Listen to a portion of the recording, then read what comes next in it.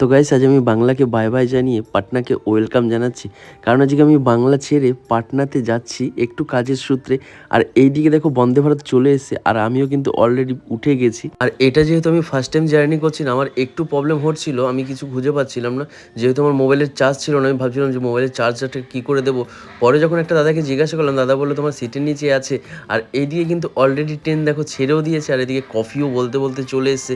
তো কফিটা খাওয়ার পরে না সত্যি একটু ভালো লাগছিল আমার, যেহেতু আমার বাড়িটা অনেকটা দূর হাওড়া স্টেশন থেকে আমার। আর ওইদিকে হাওড়া স্টেশন ছেড়ে এইদিকে দেখো একটা টপিস দিয়েও দিয়েছে আসানসোলে। আর আমি একটু নামলাম, আমি নেমে চলো একটু দেখি আসানসোলে আমি কোনোদিন আর নামিনি। আর আসানসোল থেকে যদি আমার এই ভিডিওটা কেউ দেখে থাকো না, একটু কমেন্ট করে আমাকে জানিও। বেরোচ্ছি না, ঘরেই বসেছিলাম।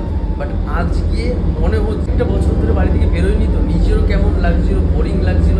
তো আজ আমি পশ্চিমবাংলা ছেড়ে পশ্চিমবাংলার বাইরে রওনা করেছি।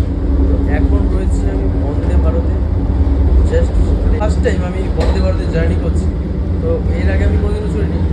তো চলো বন্দে ভারতে পুরো এটা তো ভাই এত সুন্দর ব্যবস্থা, মানে আমি ধারণার বাইরে। মানে এর আগে কোনো এত ট্রেনে আমি সাফার করেছি, কিন্তু বন্দে ভারতের মতো এত পরিষ্কার পরিচ্ছন্নতা সত্যি আমি দেখি। কারণ যখন আমরা ব্যাঙ্গালোর থেকে আমি আসতাম, আমি ব্যাঙ্গালোরে তো অনেক বছর কাটিয়েছি। ব্যাঙ্গালোরে যখন আমরা আসতাম তখন তো আমার মানে থার্ড এসিতে সেকেন্ড এসিতেও উঠেছিলাম, কিন্তু ওই বগিগুলো না এত পরিষ্কার সত্যি ছিল না। তো চলো তোমাদের দেখাচ্ছি। দেখো বাথরুমটা তো দেখাতে পারবো না, ওটা তো জাস্ট মানে বাড়ির মতো পরিষ্কার সত্যি। কিন্তু এখনো পর্যন্ত বন্দে ভারতে 3 ঘন্টা ধরে রয়েছি, তো বাথরুমটা তো হয়তো 2-3 দিন ট্রেনটা চললে হয়তো এত পরিষ্কার থাকবে না, কিন্তু সার্ভিস খুবই ভালো।